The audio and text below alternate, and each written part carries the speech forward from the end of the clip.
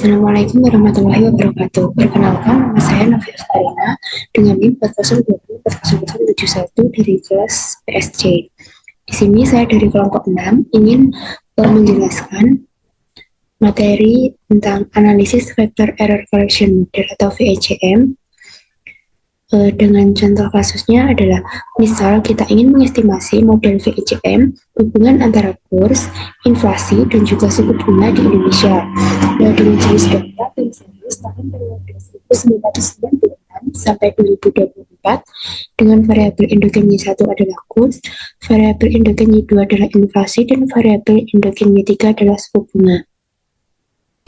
Untuk tahapan analisisnya, yang pertama ada pengujian stasionaritas, yang kedua penentuan orde optimum, yang ketiga pengujian stabilitas VAR, dan kemudian pengujian kointegrasi, kemudian estimasi model VECM, kemudian impulse response atau IRF, kemudian variance decomposition, dan yang terakhir adalah uji kausalitas. Nah, yang pertama kita input datanya dulu, kita buka datanya di Excel, kemudian kita salin datanya.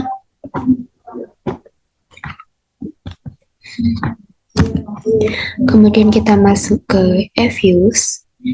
Kemudian kita klik selanjutnya, kita masuk ke eViews. Untuk structure tipenya kita pilih edit. Kemudian untuk frekuensinya kita pilih annual. Start date-nya 1996 hingga 2024. Kemudian kita OK.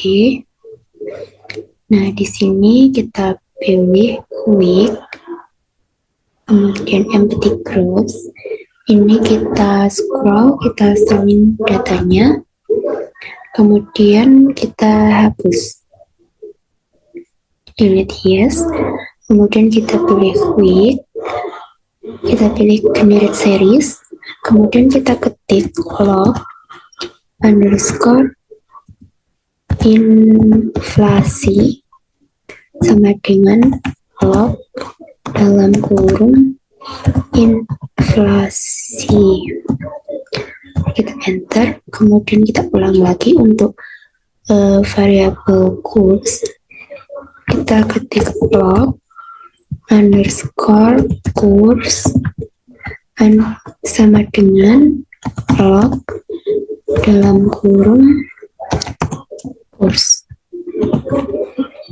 Ini kita hapus dulu yang inflasinya, kita enter.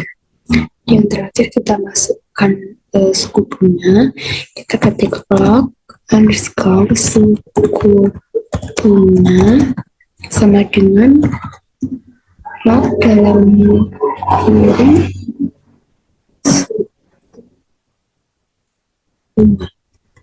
Ini inflasinya kita hapus dulu, kemudian kita enter. Nah, untuk selanjutnya kita pencet kontrol, log inflasi, log kurs, dan juga log suku bunga. Nah, kemudian kita berikan open as group, kemudian view descriptive stats count sample. Di sini kita freeze name underscore 1 descriptive, kemudian OK. Ini kita hapus, kemudian ini juga kita hapus, kemudian klik 2 kali pada log inflasi, kemudian view unit root test, standar unit root test. Nah, ini kita melakukan uji stasionaritas pada tingkat level dengan include in test equation-nya, kita pilih trend and intercept, kemudian OK. Nah, untuk hasilnya kita freeze name underscore 2 as inflasi underscore 0. Nah, kemudian kita baca hasilnya. Di sini H0 log inflasi tidak stasionaritas pada tingkat level. Kemudian untuk H1 log inflasi stasionaritas pada tingkat level. Di sini kita hasilkan log inflasi memiliki nilai prop sebesar 0,0077 yang dimana kurang dari 0,05, maka tolak H0 dan dapat disimpulkan bahwa inflasi stasionaritas pada tingkat level. Pengujian stasionaritas untuk log inflasi sudah selesai. Nah, ini kita hapus. Kemudian kita masuk ke log kurs, kita klik 2 kali pada log kurs, kemudian kita klik view, unit root test, standard unit root test. Di sini kita pilih level, trend and intercept, kemudian kita klik OK. Nah, di sini kita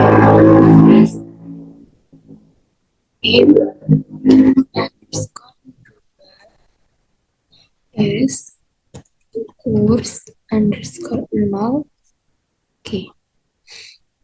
Nah, di sini kita baca hasilnya. Untuk H0, log kurs tidak stasionaritas pada tingkat level. H1, log kurs stasionaritas pada tingkat level. Log kurs memiliki nilai prop sebesar 0,1585 yang dimana lebih besar dari 0,05, maka gagal tolak H0 dan dapat disimpulkan bahwa log kurs tidak stasionaritas pada tingkat level. Maka dari itu kita lanjutkan untuk uji stasionaritas pada tingkat first difference. Nah, di sini kita hapus, kemudian kita klik view, unit root test, standar unit root test. Nah, di sini kita pilih first difference, kemudian kita klik OK.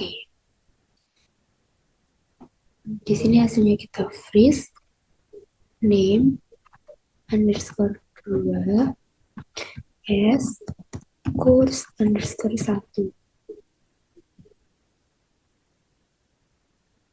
Untuk hasilnya, dia lokus memiliki nilai prop sebesar 0,000, di mana kurang dari 0,05, maka tolak H0 dan dapat disimpulkan bahwa log kurs stasionaritas pada tingkat first difference.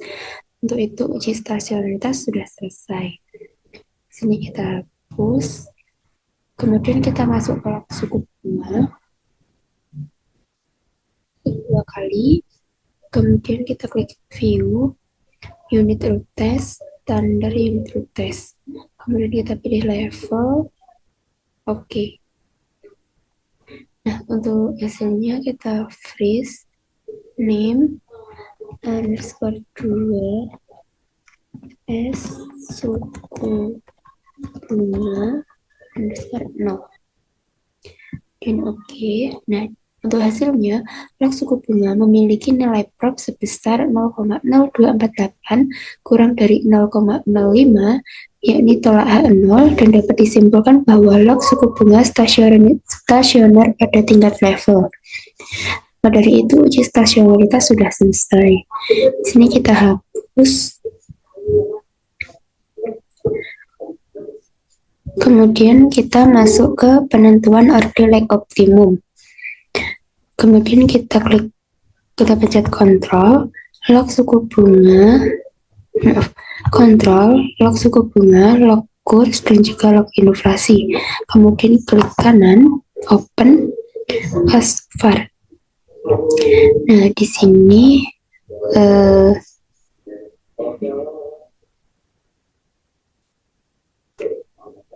kemudian kita klik OK. Kemudian kita klik view, kita pilih leg structure, kemudian leg length kriteria. Ini leg to include-nya kita pilih 4, kemudian kita OK. Sini kita freeze, name, underscore 3, leg optimum. Kemudian kita klik OK. Nah, di sini untuk penentuan leg optimumnya itu didasarkan pada tanda bintang yang mengikuti pengujian. Leg optimum didasarkan pada ukuran SC atau boleh menggunakan ukuran lainnya seperti AIC atau HQ. Kalau tanda bintang pada AIC terletak pada leg 3 di sini, maka leg optimumnya adalah 3. Selanjutnya kita lanjutkan untuk stabilitas VAR. Kita hapus dulu, kemudian kita klik estimate, kemudian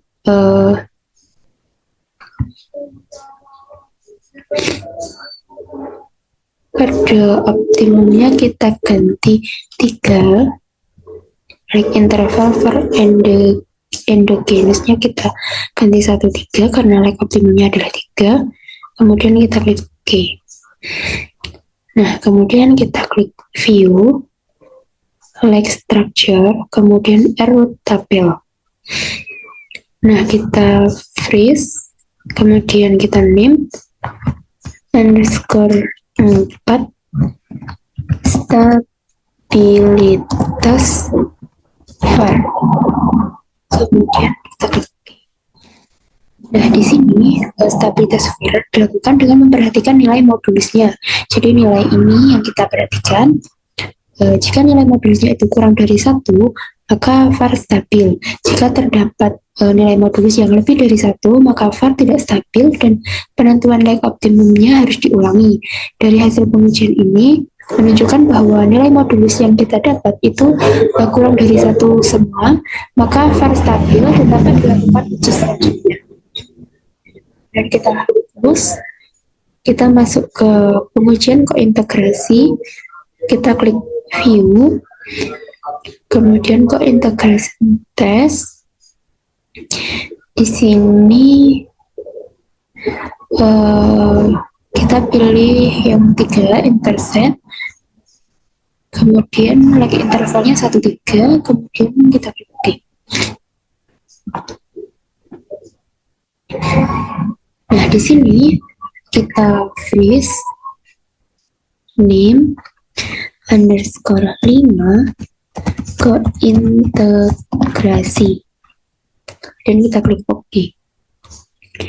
Nah, di sini untuk hipotesis ujinya H0 tidak ada persamaan kointegrasi, H1 terdapat persamaan kointegrasi, dan kriteria keputusannya jika nilai trace statistik atau max agent statistik itu lebih besar dari critical value 0,05 atau nilai prob itu kurang dari 0,05, maka H0 ditolak atau disimpulkan terjadi kointegrasi. Nah, untuk lebih ringkasnya kita bisa melihat di trace test indicates kointegrasinya ini ada 2, jadi ini terdapat 2 kointegrasi. Kemudian ini kita hapus.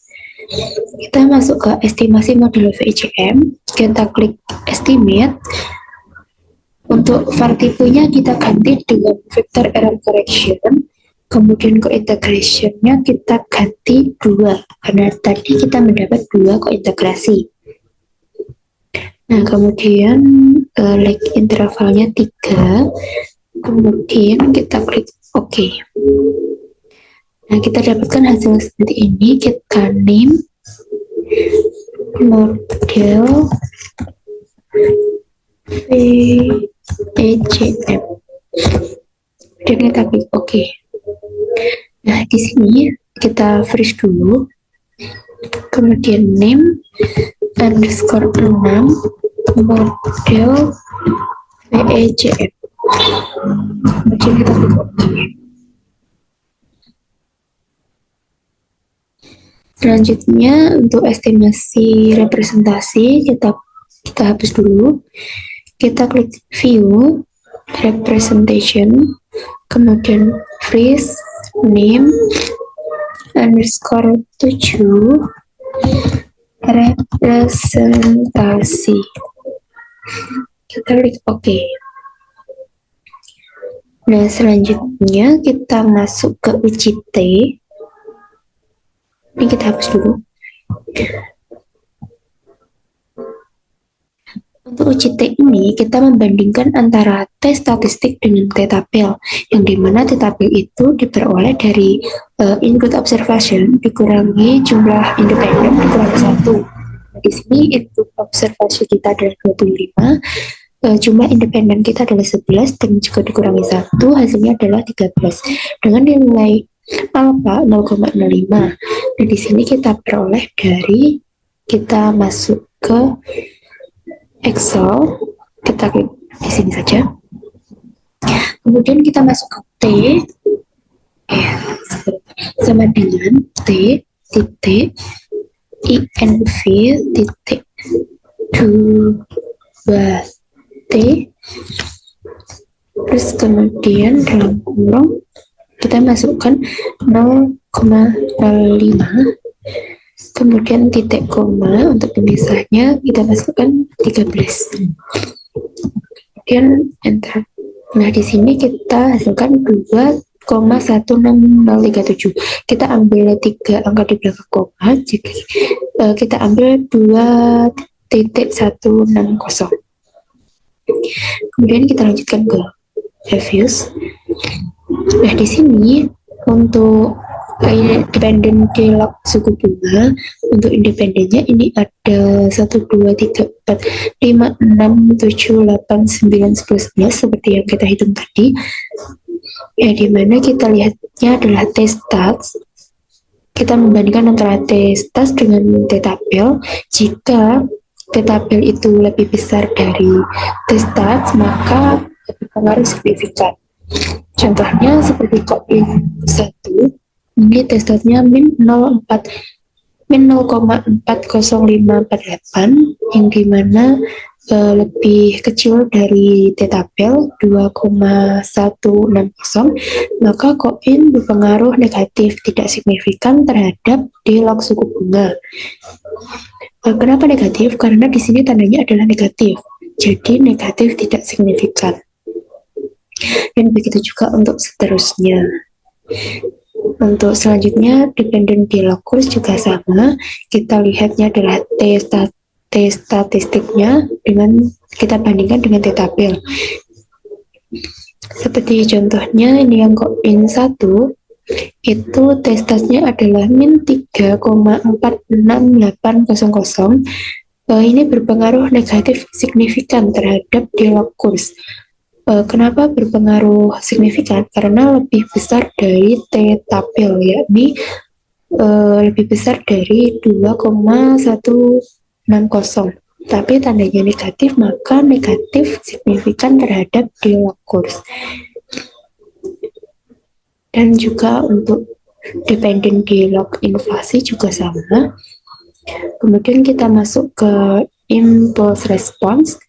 Di sini kita klik view, kemudian impulse response, kemudian kita klik OK.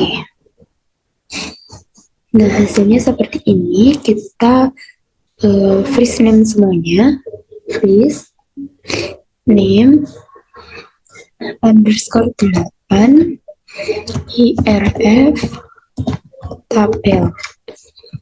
Oke. Kemudian yang multiple graph kita freeze name underscore 8 IRF MK. Kemudian untuk combined graph kita freeze name underscore 8 IRF CK.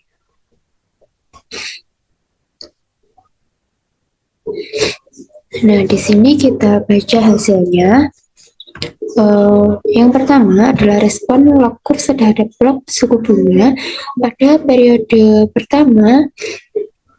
Nilai respon sebesar min 0,009943 yang menunjukkan bahwa guncangan suku bunga memberikan pengaruh negatif terhadap kurs. Pada periode berikutnya, respon tetap berada di area negatif dan mencapai titik terendah pada periode ke-8 sebesar min 0,041351. Hingga periode ke-10, respon masih negatif sebesar min 0,02959. Hal ini menunjukkan bahwa perubahan suku bunga cenderung memberikan dampak negatif yang cukup stabil terhadap pergerakan kurs. Untuk yang kedua, respon log kurs terhadap log kurs atau dirinya sendiri. Pada periode pertama, respon bernilai positif sebesar 0,050369. Periode kedua hingga ketiga mengalami penurunan dan sempat berada di area negatif sebesar min 0,010848 pada periode ketiga. Setelah itu respon kembali positif dan berfluktuatif hingga periode ke-10 sebesar 0,008889. Kondisi ini menunjukkan bahwa kurs merespon guncangan dirinya sendiri secara fluktuatif namun cenderung stabil dalam jangka panjang. Respon log kurs terhadap log inflasi. Pada periode pertama, inflasi belum memberikan respon terhadap kurs dengan nilai 0,0000. Pada periode kedua, respon bergerak negatif sebesar min 0,014688 dan terus berfluktuasi hingga periode ke-10 sebesar min 0,003580. Respon negatif yang lebih dominan menunjukkan bahwa kenaikan inflasi cenderung memberikan tekanan terhadap nilai kurs meskipun pengaruhnya relatif kecil dan juga tidak stabil. Selanjutnya kita masuk ke FEVD atau Forecast Error Variance Decomposition. Di sini kita klik View, kemudian Variance Decomposition, kemudian kita klik OK. Misalnya kita freeze name semua, freeze name underscore 9 VD tabel. Oke, kita hapus, kemudian yang MG freeze name underscore 9 VD MG. Kemudian yang CG freeze name underscore 9 VD JT.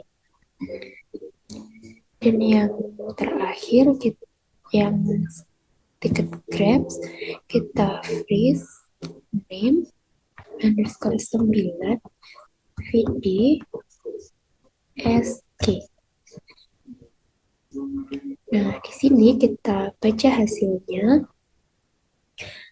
Untuk varian decomposition of log suku bunga, itu pada periode pertama, variabel suku bunga sepenuhnya dijelaskan oleh guncangan dirinya sendiri sebesar 100,000.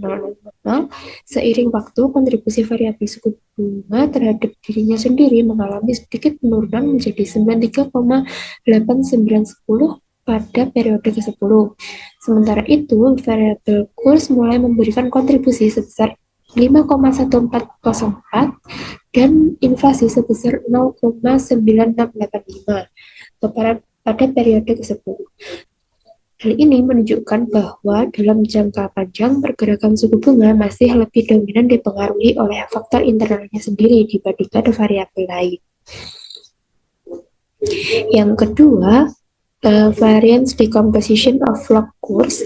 Ini pada periode pertama, kurs lebih banyak dipengaruhi oleh guncangan dirinya sendiri sebesar 96,2491, sedangkan suku bunga hanya berkontribusi sebesar 3,7508 dan inflasi belum memberikan pengaruh. Namun, seiring berjalannya waktu, kontribusi suku bunga meningkat cukup signifikan hingga mencapai 67,5770 pada periode ke-10. Sementara pengaruh kurs terhadap dirinya sendiri menurun menjadi 28,230. Inflasi memberikan kontribusi relatif kecil sebesar 4,1798. Hal ini menunjukkan bahwa dalam jangka panjang pergerakan kurs lebih banyak dipengaruhi oleh perubahan suku bunga. Kemudian yang terakhir ini ada varian decomposition of log inflasi. Pada periode pertama, inflasi sangat dipengaruhi oleh guncangan dirinya sendiri sebesar 98,6900. Pengaruh tersebut kemudian menurun secara bertahap menjadi 79,994 pada periode ke-10. Di sisi lain, kontribusi suku bunga meningkat hingga 14,0473 dan kurs sebesar 5,9562 pada periode ke-10. Hal ini menunjukkan bahwa meskipun inflasi masih didominasi oleh faktor internal, dalam jangka panjang suku bunga mulai memberikan pengaruh yang cukup besar terhadap perubahan inflasi. Nah, yang terakhir kita lanjutkan ke uji kausalitas.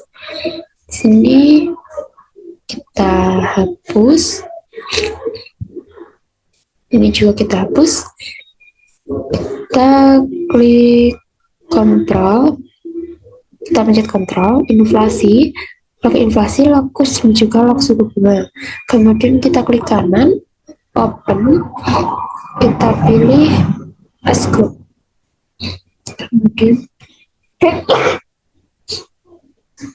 Kemudian kita klik view. Kemudian Granger causality. Leg to include-nya kita pilih 3 karena leg optimumnya tadi 3, kemudian kita klik OK. Nah, hasilnya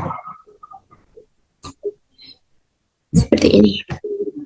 Kita freeze name underscore 10 kausalitas. Kita klik OK. Nah, berdasarkan uji kausalitas ini, itu kurs menyebabkan suku bunga ada kausalitas Granger karena nilai prop itu lebih kurang dari 0,05.